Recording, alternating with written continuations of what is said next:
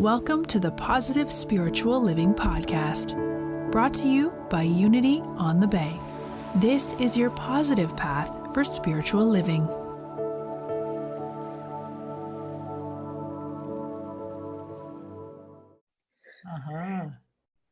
All right, so let's get started. Again, this is tea time. Good morning. We are broadcasting from South Florida, and my name is Jason Weeks. I'm a staff member at Unity on the Bay. And I just want to introduce our guest this morning. Our guest today, Angela Ribeiro, is a longtime energy healer and former head manager of the Johrei Fellowship Spiritual Healing Center in Miami Beach, Florida. Her passion in life is to help those on the spiritual path to awakening to their own reality as divine beings. She's my friend, and I know she's a dear friend to many people at Unity on the Bay. She's a sacred server and is always just willing to jump in wherever we need help. Good morning, Angela. How are you? Good morning, Jason. Good, and you? I am fantastic, and like I said earlier, it's just a pleasure to see you, and you always bring a smile to my face when I see you. Thank you. Yeah. Is there anything I missed there in your introduction? Is there anything else you want people to know about you? No, that's good. That's good. So today's episode is actually about our ability to heal ourselves and others, and how spiritual healing can produce not only physical healing, but most importantly, harmonize all aspects of our lives. Understanding how it works can help us become instruments for the life force energy of the universe, some call it divine light, and bring about a transformation in our lives at a deep level. So being tea time, you know, you have the opportunity to ask questions as we go along, but I do have some questions I want to ask Angela this morning. And I want to start with, Angela, where did you grow up and what influenced you to become a spiritual healer? Okay, so I'm from Brazil. So I grew up in Brazil and I moved to the United States to train. I used to be an athlete. I was very passionate about my sport. I used to be a springboard diver, platform diver. But when I quit my sport, I felt that there was something missing in life. You know, when you are passionate about something, you look forward to it. But with the end of my career, life became a little grayish. And I was looking for something that would bring about some passion, some desire to grow. That was when I was introduced to the teachings of Joe Goldsmith back on 1988. He was an amazing teacher and spiritual healer, and that raised up the desire in me to get to know a little bit more about that. And that was when I was introduced to the Johrei Center. And the good thing about the center was that the center was open every day. And so I had the opportunity to learn about spiritual healing and also be able to put it into practice. And what I've realized with spiritual healing is that a lot of people think that it's mostly towards the healing of a physical body. But what I realized, most importantly, it is to help us awaken spiritually, and that the physical healing of it is just an added benefit. Oh, that's really interesting, because that's something that I wanted to ask you about. You know, I'm a fan of Harry Potter. I don't know if you've ever watched it or not, Yes. but there was one of the movies, well, throughout the series, you know, when any of them break bones, there's sort of this potion that they drink that all of a sudden heals their bones. And I think some people out there think that spiritual healing, you know, is just about that. And you're saying, you know, once you heal almost your spiritual self, it's the body follows suit. Yeah, that's what I'm hearing. Yeah, this is from what I learned at the Johrei Center, is that we have a physical body and we have a spiritual body and we have a spiritual atmosphere. And the spirit always precedes the physical. So if they have like a physical issue, it's very likely that you have a spiritual issue. And if you just address the physical aspect of your problem and you do not address the spiritual aspect, that problem will continue to reoccur. But when you forget about the physical and you address the spiritual, it will have an impact not only in your physical body, but in all departments of your life. So spiritual healing covers, I mean, everything, like relationships, just everything. Mm-hmm. So would you say, like, if somebody breaks a bone, is there an issue with them spiritually, or it was just a mishap and they just broke their bone? I mean, it could be just like it's an accident. Yes. Yeah. Okay. Because I know there's a lot of misconception around that. Like somebody will fall and trip or hurt themselves in some way, and they sort of look at themselves like they've been doing something wrong spiritually, and this is sort of their punishment or their lesson that they have to go through. Right. And that's just not true sometimes. No, I don't believe it. I think, things happen and it's just how we deal with them. And we can use spiritual healing as a tool to attract more harmony into our lives. Yeah, and I would think that maybe if you break your bone or something, of course, there's the pain that comes along with that. And when you're working on yourself spiritually, you probably go through that process a lot easier than other people would. Maybe there's less suffering or... Yeah. And I love to use the example of Myrtle Fillmore, the co-founder of Unity, because as you know, she had the tuberculosis diagnosed to have only 3 months to live. And what changed her was when she was introduced to the New Thought movement. And obviously, when she was introduced to the idea of her being a child of God and therefore inheriting all divine qualities, that did not cause a change in her physical body right away. It was something that was just introduced to her. And then she began to work on herself through the practices of, mostly like I did on the last hour service. She began to talk to the life of each organ of her body, verbalizing that the life of the organ. It was interesting that she didn't talk to the flesh of the organ. She talked to the life of the organ, saying, you're intelligent, you are efficient, you are perfect. And she was doing that on and on again. And what happens is that begins to cause a transformation in your consciousness, because now you begin to believe about that for yourself. And eventually it began to reflect in her physical body. But most importantly, it was a transformation of the way she saw herself and of her belief, which brought about the healing of the physical body. And not only that, it turned her into a very powerful healer. So when people saw her own healing, they began to seek her out. Can you do that for me? So the first one was the neighbor from across the street who was crippled, and she began to pray out loud to him, like verbalizing, and he was able to experience a healing. And then he told somebody else, and on. She became very popular. So people from all over, they were coming to seek help from her.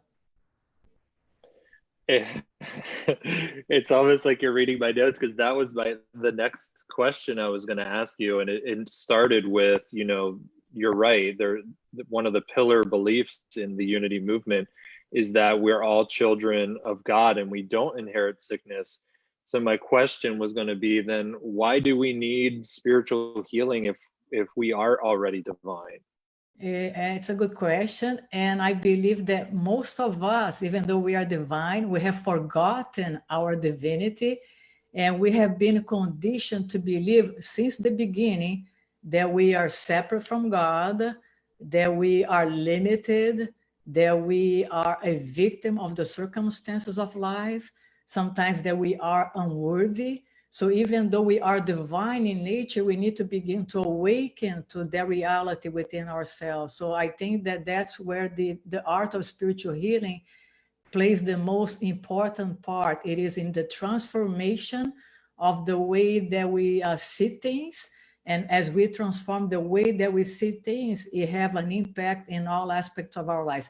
And in the case of the Fillmore, they were not only experiencing the difficulties with her health issues, He also had health issues, but they were also experiencing financial issues because he was a realtor, and with the real estate market crash, they got into a very difficult financial condition to the point that they were going to be evicted out of his house. There was a sheriff that knocked on the door, telling them that they needed to go out.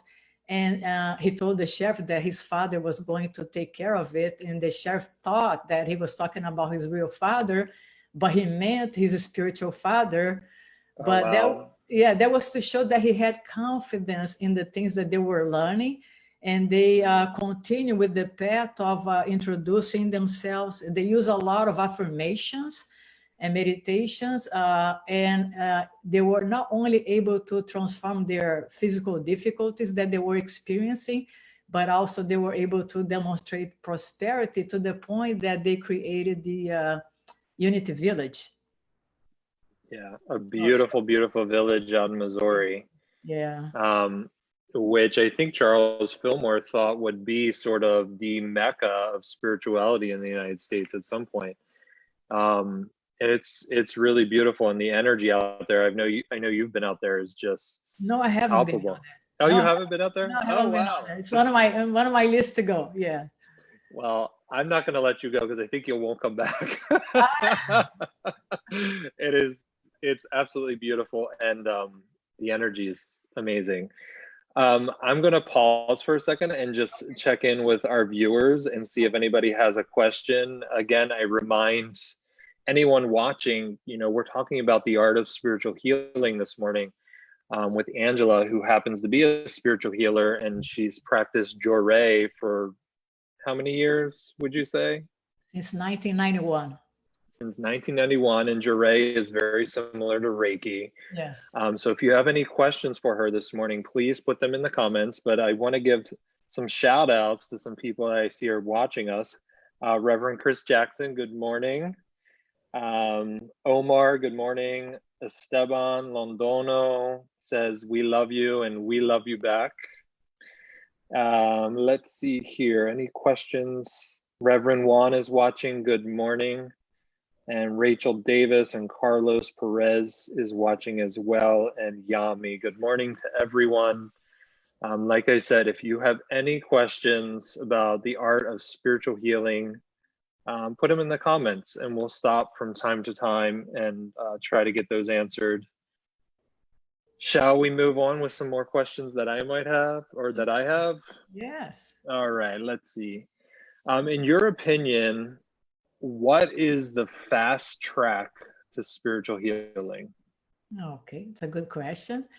And so I'm going to use what I've learned with the Spiritual Healing Center that I was with. And as I have mentioned before, we have a physical body, we have a spiritual body, and we have a spiritual atmosphere. The way that we think, for example, if we have a lot of resentment, if we have anger, if we are filled with fear, those type of thoughts and emotions, they begin to bring in spiritual clouds to our spiritual body, which cause us to be almost blinded to reality.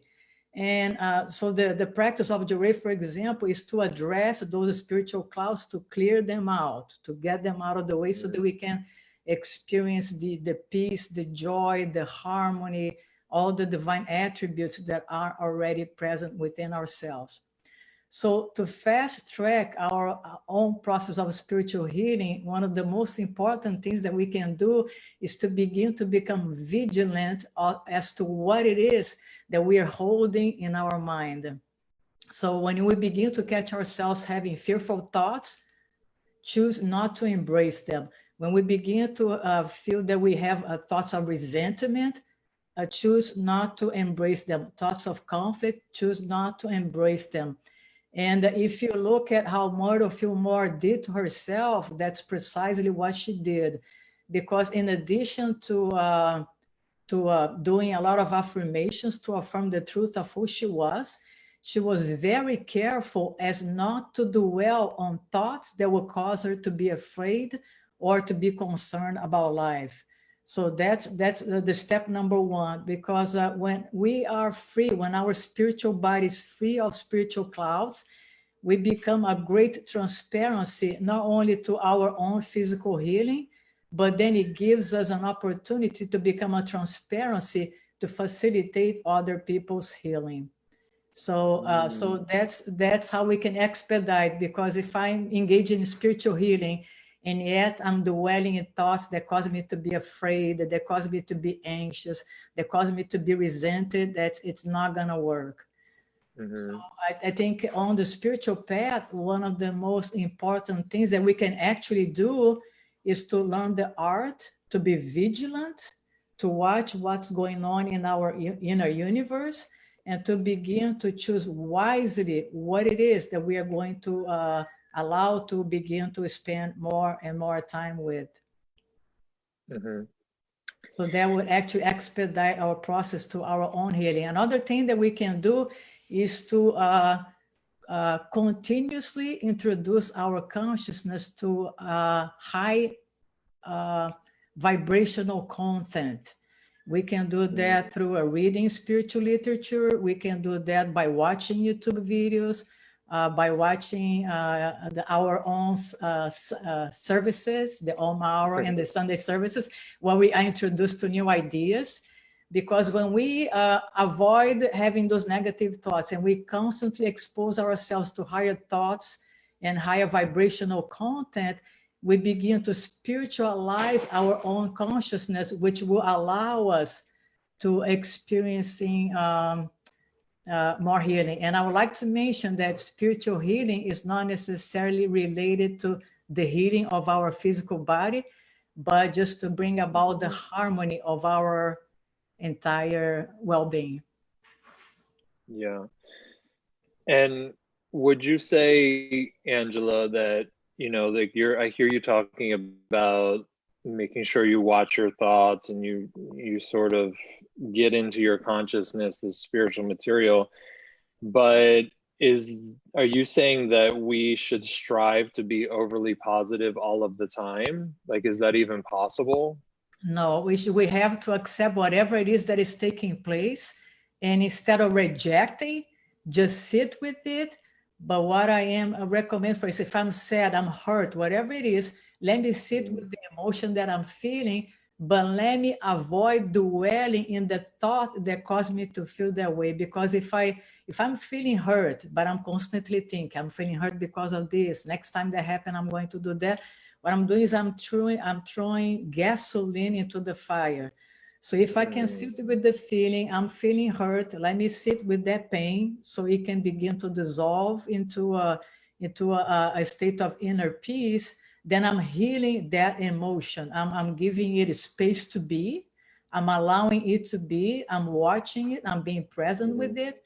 But I am avoiding throwing gasoline by continuously to focus on that thought that caused me to feel that way to begin with. Would you say that it's impossible to be positive all the time, but when you begin to be vigilant as to what's going on with your state of consciousness, you realize that you have the power to choose. Am I going to embrace this thought of conflict? For example, when I used to have conflict with other people, I used to believe that it's their fault, you know, until I realized that, as one day I went to my altar and I said, I just want peace in my life. And the answer that I got back was, if you want peace in your life, you need to first find it within yourself. And I thought, wait a minute. Then I began to realize that within myself, there was no peace. Within myself, I was having conflict with the people. And that conflict was externalized. So when I realized that I had something to do with it, and I say, you know what, when the thought of conflict is presented to me, I'm going to take a deep breath and I'm going to choose to not to pay attention to it. And I realized that it was very helpful because it helped me bring about harmony in my relationships. Yeah, and it puts us back in the driver's seat. It puts us back into being in control, if we can be, of our lives and taking responsibility for our lives, instead of pointing the finger and saying, you're what's wrong with me. Yes. Yeah, that's very wise. Um, let's talk a little bit about meditation and the role that it plays in our spiritual healing. It does it play a big part? Very big part, because what I've learned with myself in my practices, when I'm able to bring myself into a state of peace, that's where healing takes place. So, for example, when I first joined the Johrei Fellowship, I was in a complete distress with my life. I was really anxious. I lost my job. I lost my car. There was a lot of feeling of uncertainty. And when I went and I experienced my first healing session, what I've noticed was this profound sense of peace. The Johrei session, you are in a state of meditation because you're not talking and thinking, you're just sitting there in peace. And I realized that that peace that I was experiencing at that moment helped harmonize the conditions of my life. That's why I kept on returning to the center again and again. So the practice of meditation will help us get in touch with that center of peace within ourselves. And that spiritual peace in and of itself is very powerful, because it goes out and begins to harmonize our lives. So the art of meditation, the practice of meditation, is precisely to help us disconnect from the business and the problems and go back to that center of peace that is already present within ourselves. So it's very important and highly recommended. Yeah, I think it's almost like the default nature of the mind to be like so crazy and like grasping for things and making up assumptions. And I think when we get into that practice of meditation, it does help the mind sort of calm down, where we can start looking at some of the thoughts that we're having, or start look at some of the patterns that are coming from our thinking. Yes. How long do you meditate every day? I do several mini sessions. So like in the morning, I do my walk. I try to, at that walk, do affirmations, because I'm really realizing the powers of affirmation. As soon as I come back from the walk, I sit down for about 20 minutes and just try to be quiet.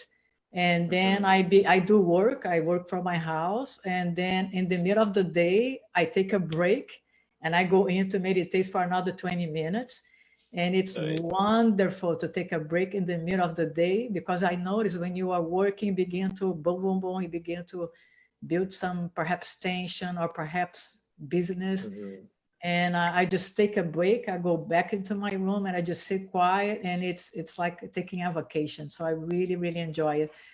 And then I do a little bit more in the evening. I try to implement the practice of mindfulness. And the practice of mindfulness, it's very hard to be mindful all the time. But what I try to do is to do some ordinary activities, being fully mindful. Like, okay, I'm going to take my garbage out. Let me be fully mindful. I'm picking up the garbage. I'm walking. So I try to do like little practices like that. I'm going to do the dishes. Let me do it in a mindful state. I'm going to cook a deal. So I try like several times a day, do a 2 to 3 minute mindfulness practice. Just like, let me be fully present right here and right now. And I find that to be also really, really helpful. Yeah, it helps us remember the juice of life, like just how exciting taking out the trash can be. I know it doesn't sound like much, but you get really in touch with the gift of life and what's always available to us now. Yeah, I think that one of the things that burden us is the constant thought of future and past and business. And when we bring ourselves to the most mundane thing and be fully present, that gives us a sense of rest. Yeah, I agree with that. Shall we take a little break and see who's watching and see if we have any questions? All right. Let me see. People are quiet this morning. Reverend Juan says, love and appreciate you, Angela. Oh, thank you, Juan. Aurora says, good morning, everyone. Let's see here. Faye is online. We all know Faye is part of our platform team on Sunday. Good morning, Faye. Gabby is watching. Oh, my cousin Aaron's watching. Hey, Aaron, good to see you. And Deborah's also watching. So if you're enjoying what you're hearing, give us like a thumbs up, hit the heart, just show us some love. We want to see those little icons floating up on the screen just to know that you're liking what you hear. And I'm enjoying this conversation. I love the topic of spiritual healing, the art of spiritual healing. So I'm going to ask you another question. Okay. I'm so lucky I get to ask all the questions this morning. And if you're watching, if you're not asking questions, then I'm going to be asking them. So get your questions in. So Angela, where might someone begin who is new to spiritual healing and perhaps kind of skeptical about it? Okay, they can begin by looking at, for example, they may want to take like a Reiki class that it's easily available, or they can go into a Johrei fellowship, which is easily available, or they can begin just by reading more, finding out about more, finding ways to get engaged. Perhaps I know that now with the pandemic, it's a little bit hard to do it. But once the pandemic is over, if they are able to go to like a Reiki circle to begin with, to be introduced to the idea, or or just read about feel more how she healed herself, to become familiar with how she did it, so that maybe we can do it ourselves, or read spiritual literature from Joe Goldsmith. He was a fantastic spiritual healer. Got it. So is there, aside from the books that you mentioned, are there any like specific books that you would recommend people? Well, Joe Goldsmith has a book called The Art of Spiritual Healing, which is very good.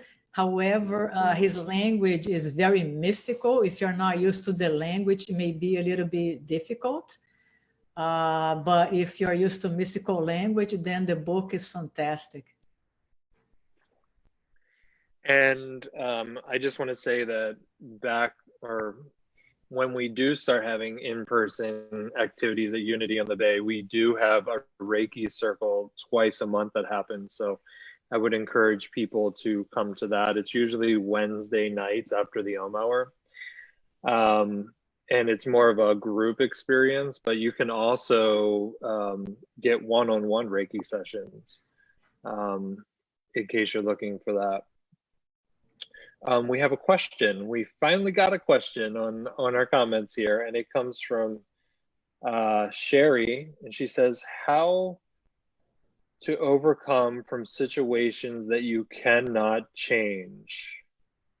Like, how do you overcome those situations? Okay, so if you cannot change a situation, the best thing that you can do is to accept it. For example, we're facing a pandemic right now. I cannot change the fact that we're facing a pandemic. So I need to find how can I go with the flow? How can I not fight nor resist, and just go with the flow with what is that is taking place and do the best thing with it? Like when life presents you, give you lemon, just do like a lemonade, put water, ice, sugar. So the best thing, like for example, for me, if I'm facing the pandemic and I cannot do, so I'm spending more time working on my spirituality. Now I have so many people, I don't have time to work on my spirituality because I have to do this, this, and that. Now is the perfect time to work on your spirituality, to do the best that you can to put things into practice. But the worst thing that we can do when we cannot change a situation is to resist it. That's the worst thing that I'm going to resist it. I don't like it, I'm going to resist. And the best thing that we can do is to know that we have the power to choose, that whatever is taking place in our lives right now is the effect or the result of some things that we haven't believed in the past.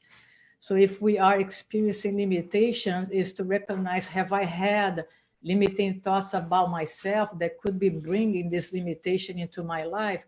So it's just doing an introspection without judging ourselves, without condemning ourselves. And for example, in my case, I realize now that I have more time to do an introspection, as how often I was having limiting thoughts or thoughts of unworthiness that were unchecked. They would pop into my head and I would just embrace it. Oh yeah, that's true.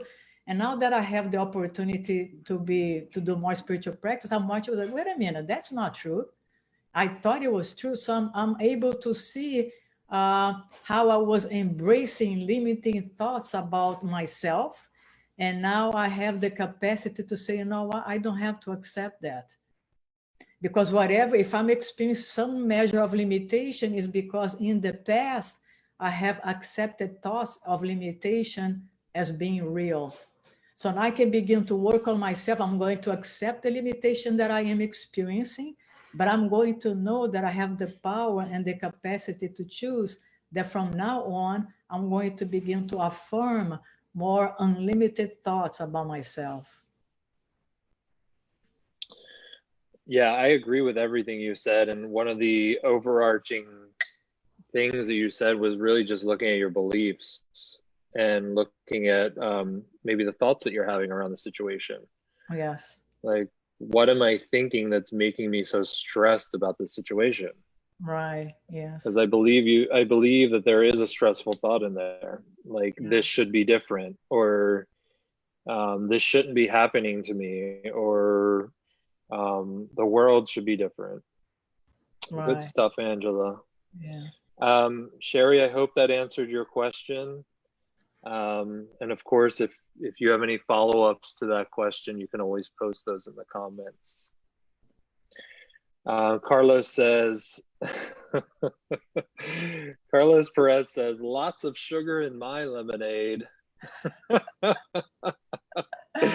I have a funny story about that. In Brazil, they have cachaça, so they make caipirinha. So you can do like a lemon, sugar, caipirinha. You know, you can make it even more interesting. That's funny. I recently, I don't think it's any secret that I love Starbucks, and one of the things I love there is their green tea lemonade. But recently, I've been going, and they've been out of the lemonade, and so finally, I was like, "What's going on?" And they're like, "You know, life has just served us so many lemons that we're out of lemonade." This is what the Starbucks barista said. It just made me laugh. It's like, yeah, we are getting a lot of lemons recently. A lot of people making lemonade. Just want to give a shout out to Kate that just joined us. Carlos says, yes, Angela, tonight's drink. You've given him a drink idea for tonight.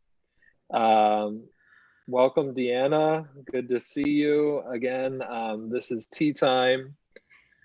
And we have about 10 more minutes left. And we are here with Angela Ribeiro, who is a spiritual healer. And we're talking about the topic of the art of spiritual healing. So if you have any questions around that you want to get answered, we invite you to put them in the comments section. And we'll be checking periodically to get those answered for you. I have another question. Okay, so I'd like to share with you how, because I love studying now, I'm being like a student of the Way of Mastery, which describe a lot of the Christ consciousness and how he was able to heal. And I thought it was interesting because if you look at how Jesus healed in the past, you see that he will look through any appearance, whatever the appearance was, and he will see through it and he will recognize perfection. So, for example, when the fishermen were fishing all night and then didn't catch any fish, and they came back and he said, well, let's go back in again. And they went into the same water, but now they caught a lot of fish. So the implication here is when you uplift your consciousness to the awareness of who you truly are, you are able to see through the appearance of the 5 physical senses and be able to recognize perfection, be able to recognize abundance, be able to recognize life where that was. That's why he was able to multiply the loaves and fishes and raise the dead. And so that's something that we should look forward to. Wow, that's the potential of humanity, to be able to look through whatever it is taking place in front of us with our 5 physical senses and recognize that behind that, there is another realm of existence in which abundance is, perfection is, wholeness is, And if we can keep our vision up high, then we become this perfect instrument of a transformation. And that's great. And I still am very compelled by the world of the five senses. For me, it's difficult to look through that. I mean, it's just so compelling. It feels so real, and the evidence seems so real. Yeah, that's our condition. But when you begin to work on your spiritual growth, what happens is you begin to develop a sixth sense, so to speak, like a higher sense, which will begin to allow you to experience the other realm of existence as something tangible, not just something abstract, but something tangible, which gives you the conviction that in spite of all the appearances, abundance is, peace is, power is. So that's why the spiritual path is important, because it begins to refine your senses and develop in you the spiritual sense. And yeah, I'm hearing you say that takes practice, but the more you practice it, the more that sixth sense becomes real to you. Yes. Yeah. Yes. I love that. I love how you put that. Let's see here. Omar has a comment. I appreciate the reminder of positive affirmations when you're starting your day. Those are really helpful, aren't they? They're really helpful, and that's what Charles Fillmore did. He would, before he go into meditation, he would spend some time with affirmations, and then he enters silence. And what happens is affirmations, they are not meant just to be like a parrot affirming something. What you want to do when you're affirming something, and I'm actually going to be talking about that in our next Om service. I would like to invite all of you to join us for the Om Hour, because I'm going to be talking about some affirmations that we can do. But the purpose is to get in touch with the vibration of the affirmation to the point that you want to embody it. Do you have any favorite affirmations that you use?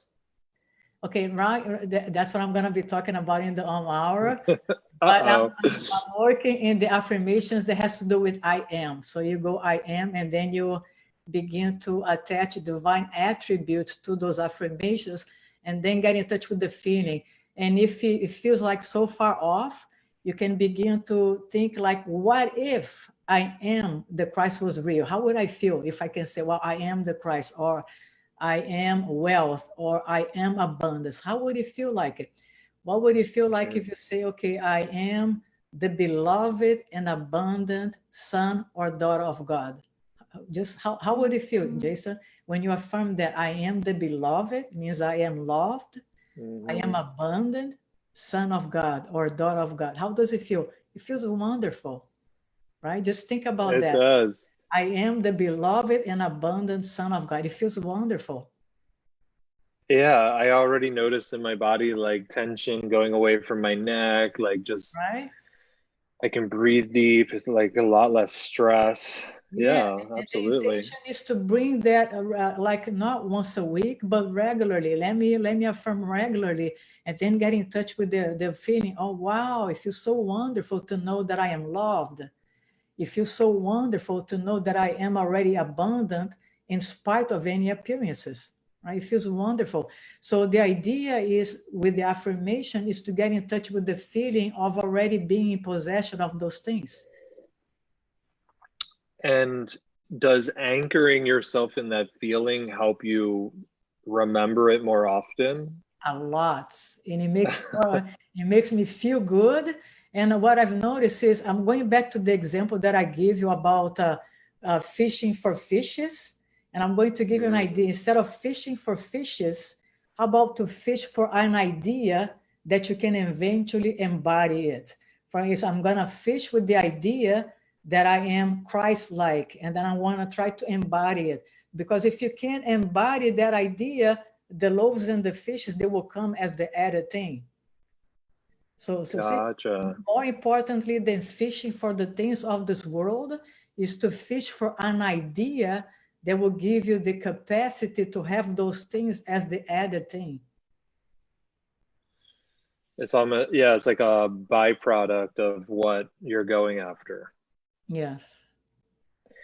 Let me see what people are saying here because we only have a few more moments left.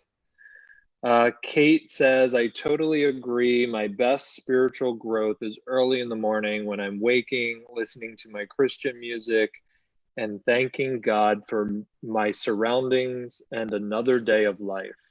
Perfect. It's beautiful. Kate says, I am forgiven, grateful, and love are my best affirmations. I want to invite anybody who's watching, share your affirmations in the comments. Share some of the affirmations that you're using. I'd love to see them. Delana, I hope I'm saying your name right. She says, I think you are saying that at times we must accept and release what is, and then elevate going forward. Release with love, recognize that I had not healed the past slights between me and that person, so it was needing to be addressed. It wasn't, and I lashed out saying something I regret. I realized he was probably sent to test that part of myself. I think I failed that test. I do thank him for reminding me there is more work to do. Perhaps it's nothing to do with him. So I guess what she's asking is, like, do people really come to test us? Are we put in situations where we're tested or need to learn things? Do you think that's true? Yeah, I think relationship is the fast track to spiritual growth, because what they do is they're going to show your own button. So if your button get pushed, it's to recognize, oh, here I have a button.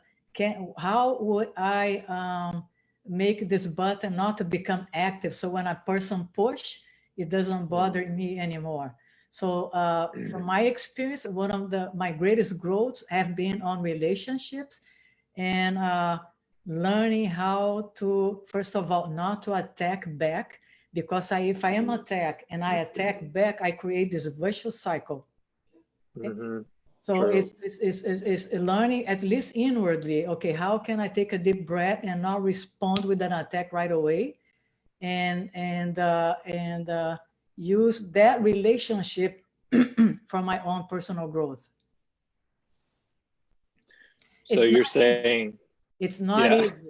Okay, it's not easy, but it does accelerate the process of your own spiritual growth. Yeah, and I think that when you do come to the full realization that we all are part of God, like, you realize that why would I want to hurt, or why would I want to direct that energy to another aspect of me if we're all one? Like, why would I want to attack myself? It's just not kind. Yeah, so one of the things that I do that is really helpful is to avoid having thoughts of conflict about that person in my head, because that will eventually externalize itself in a conflict. So the ideal thing is to catch yourself when you're having, oh, I feel so hurt, next time that happens, I'm going to respond in this way. Ideally, you want to avoid dwelling in those thoughts of conflicts to avoid generating more and more conflict in your life.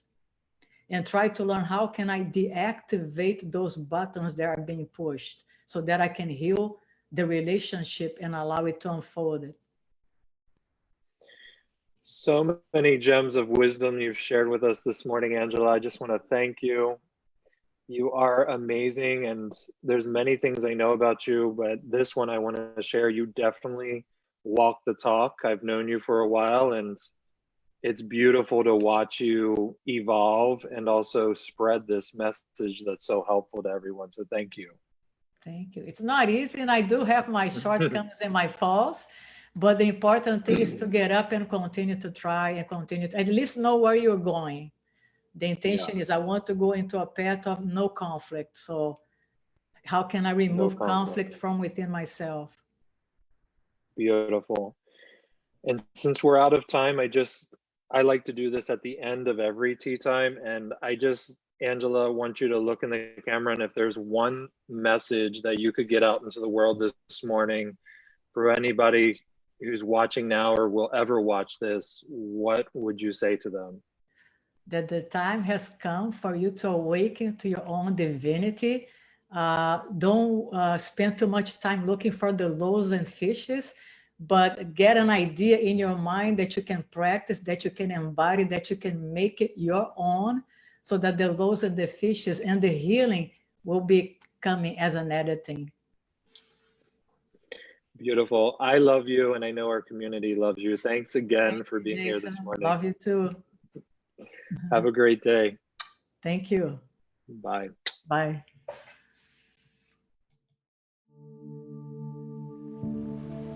We hope you enjoyed this episode of the Positive Spiritual Living Podcast, brought to you by Unity on the Bay, a spiritual community located in Miami, Florida.